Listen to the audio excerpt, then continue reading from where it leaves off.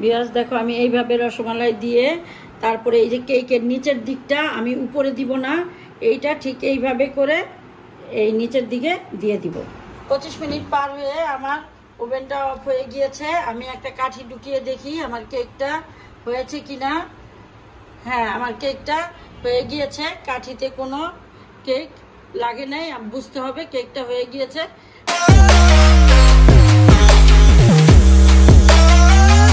আসসালামু আলাইকুম ভিউয়ার্স, আজ আমি তোমাদের রসমালাই দিয়ে কেক বানিয়ে দেখাবো।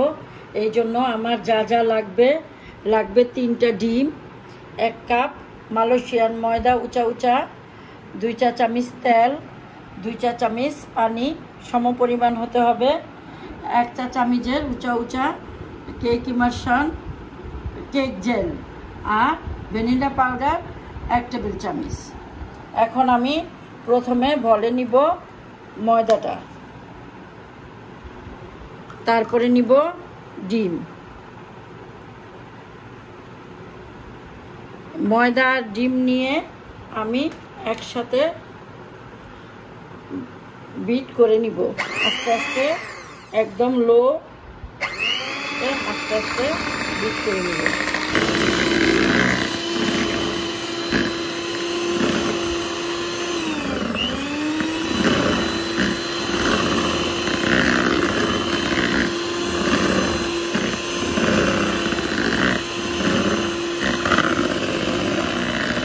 ময়দা আর ডিম আমি 3 মিনিটের মতো বিট করে নিলাম। মালয়েশিয়ান ময়দাতে সব কিছু মেশানো থাকে, এই জন্য আমি আলাদা করে চিনি আর বেকিং সোডা দিলাম না। হ্যাঁ, এখন আমি দিয়ে দিব ভ্যানিলা পাউডার আর দিয়ে দিব আমি এই কেক জেলটা। এই জেলটা শুধু কেকটা নরম রাখে আর কিছুই না, এটা কিন্তু কোনো ফ্লেভার না বা কোনো কিছুই না। এখন আমি আবারও 3 থেকে 5 মিনিটের মতো বিট করব। দেখো তোমরা বুঝতে পারো কিনা, আমার কেকের ডোটা কিন্তু একদম ক্রিমি ক্রিমি হয়ে গিয়েছে। এই পর্যায়ে তোমরা পানিটা দিয়ে দিবে। পানিটা দিয়ে আবারও আমি 5 মিনিটের মতো বিট করব। দেখো পানি দেওয়ার পরে আরও ফ্লাফি হয়েছে। এখন আমি একদম শেষ পর্যায়ে দিয়ে দিলাম তেলটা। একদম অল্প তেল লাগবে, দোকানের থেকেও মজা হবে। তোমরা আমার রেসিপিটা এইভাবেই বানাবে। আবারও আমি 3 থেকে 5 মিনিটের জন্য বিট করব। আমার কেকের ডোটা হয়ে গিয়েছে। দেখো আমি এই ডোটা আমি 8 ইঞ্চি মোল্ডে দিব।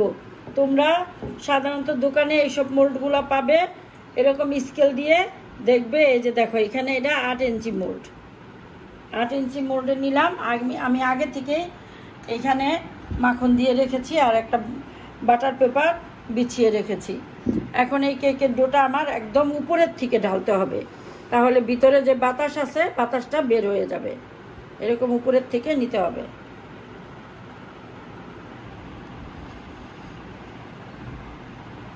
আমি যে কেকের রেসিপি দিয়েছি আরও কয়েকটা, যদি কোনো ভুল ত্রুটি থাকে তোমরা দেখে থাকো তাহলে আমাকে জানাবে। আমি অত পারদর্শী না কেকে। হ্যাঁ, এখন আমি এই পুরা ডোটা ঢেলে নিতেছি। স্প্যাচুলা দিয়ে ভালো মতো চেঁচে কুচে নিয়ে নিব। হ্যাঁ, আর যাতে এটার ভিতরে বাতাস না থাকে ঠিক এইভাবে মোলটা একটু বাড়ি দিবে। আর এইখান থেকে আমি এটা এরকম করে দিব। আমি আগে থেকে ওভেনটা চালু করে রেখেছি 160 ডিগ্রি সেলসিয়াসে। আমি 20 মিনিটের জন্য প্রিহিট করে রেখেছি। এখন আমি কেকটা দিয়ে দিব। একদম নিচের 2 দাগে আমি স্ট্যান্ডার রেখেছি। এখন দিয়ে আমি 25 থেকে 30 মিনিটের ভিতরে দিব। এর ভিতরে না হলে আরও 5 মিনিট বাড়িয়ে দিব। দেখো এই যে আমি প্রায় 25 মিনিট দিলাম। 25 মিনিট দিলাম। আমার কেকটা বেক হতে থাক। 25 মিনিট পরে আমি ফিরে আসবো।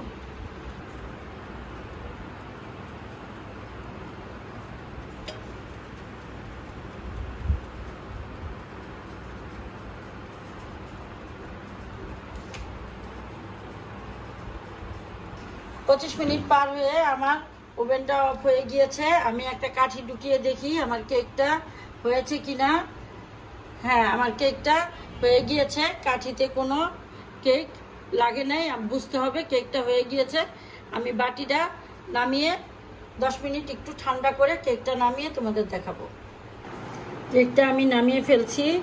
এখন উপর থেকে আমি বাটার পেপারটা উঠিয়ে ফেলবো। উঠিয়ে তারপরে আমি কেকটা কেটে নিব। এরকম একটা ছুরি দিয়ে, কেক কাটার দিয়ে কেটে নিব। এরকম ঘুরিয়ে ঘুরিয়ে যদি আমরা কেকটা কাটি তাহলে কেকটা কাটা সুন্দর হবে আর সমান হবে। উপরে হাতটা আলতোভাবে দিয়ে রাখতে হবে।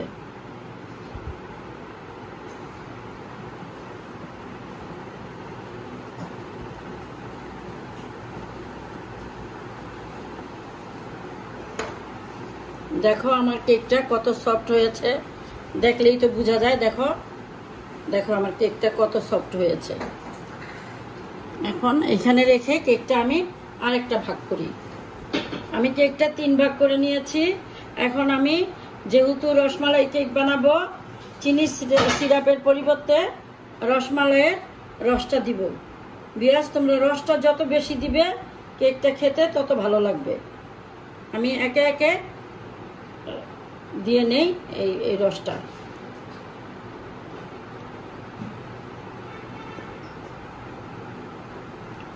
কেকটা আমার এইভাবে অনেক সফট হয়েছে, আর রসটা দেওয়ার পরে কেকটা আরো সফট হবে।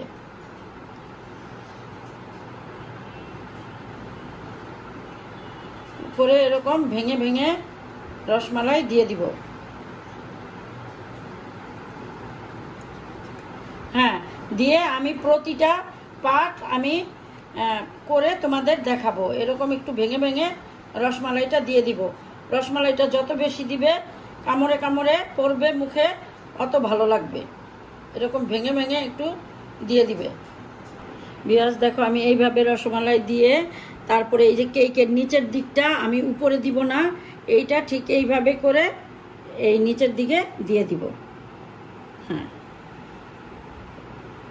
এখন আমি এইখানে হালকা করে একটুখানি, যেহেতু ক্রিম দিব উপরে, হালকা করে একটু রসমালাই রস দিব। আমার আগের একটু হুইপিং ক্রিম ছিল, এই হুইপিং ক্রিমটা আমি কেকে হালকা করে দিয়ে 10 মিনিটের জন্য নর্মাল ফ্রিজে রেখে দিব। হালকা করে দিব, বেশি না। এই গেপগুলো শুধু পূরণ করে আমি 10 মিনিটের জন্য রেখে দিব।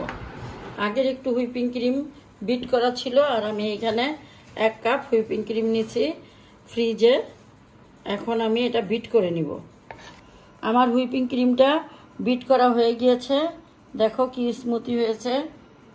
হ্যাঁ, তোমরা সব সময় হুইপিং ক্রিম কেনার পরে ডিপে রাখবে, কিন্তু বক্সে রাখবে না। বক্সের থেকে ঢেলে একটা কাচের জার বা প্লাস্টিকের জার, যেটাতে বাতাস সহজে না ঢোকে, ওইটাতে ভরে রেখে দিবা, অনেক দিন থাকবে। এখন আমি কেকটা নামিয়ে ডেকোরেশন করব। এখন আমি কেকটা ভালো মতো ফিনিশিং দেব।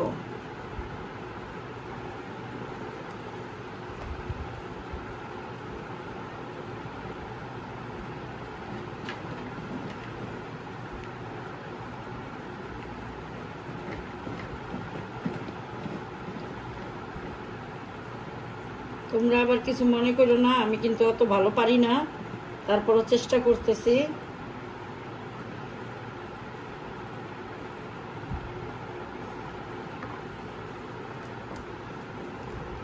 যাতে কেকটা সুন্দর হয়।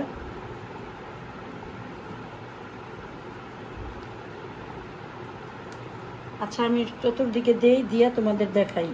হুইপিং ক্রিমটা চতুর্দিকে সুন্দর করে দেই। কেকটা আমার ফিনিশিং হয়ে গিয়েছে।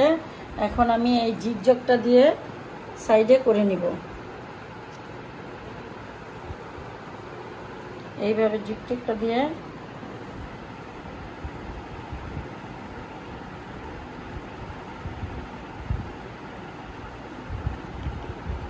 আমার সাইড হয়ে গিয়েছে। এখন আমি একটু পাইপিং ব্যাগে একটুখানি হুইপিং ক্রিম ভরে নেই, তারপরে আমি উপরে একটু ডিজাইন, হালকাভাবে একটু ডিজাইন করব।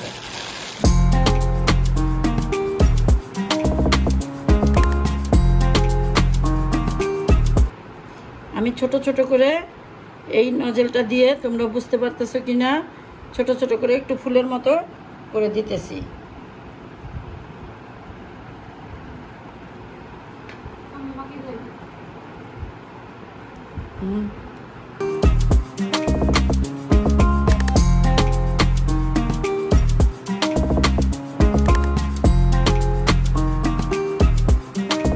আমি আগে থাকতেই চুলায় পানি গরম করেছি। এখন আমি একটুখানি চকলেট লিকুইড করে নিব। এই যে আমি এক কাপের 4 ভাগের 1 কাপ আমি চকলেট নিয়েছি গ্রেট করে, আর একটু বাটার। আমি এখন চকলেটটা গুলিয়ে নিব।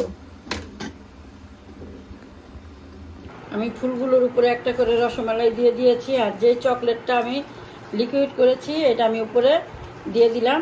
চকলেটে আমি একটু পার্পল কালার মিলিয়ে দিয়েছি যাতে দেখতে একটু ভালো লাগে। আস্তে করে দিতে হবে সব দিকে।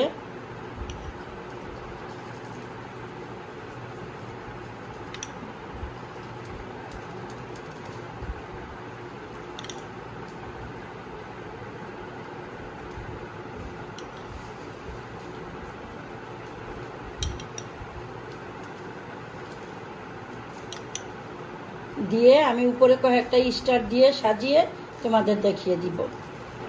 দেখো খুব সহজে আমার রসমালাই কেকটা হয়ে গিয়েছে। তোমরা ঠিক আমারটা এইভাবে ফলো করে খুব সহজে বাড়িতে বসেই রসমালাই কেকটা বানিয়ে খেয়ে দেখো। আমি কেকটা বানিয়ে কেটে তোমাদের দেখিয়ে দিব।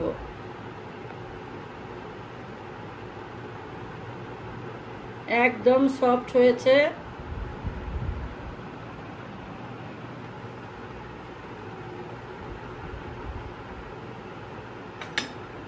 দেখো আমার রসমালাই কেকটা একদম সফট হয়েছে। তোমরা ঠিক এইভাবে বাসায় বসে খুব সহজে রসমালাই কেক বানিয়ে খেয়ে দেখো। ভালো লাগলে আমাকে লাইকস, কমেন্টস এবং সাবস্ক্রাইব করে দিও। আল্লাহ হাফেজ।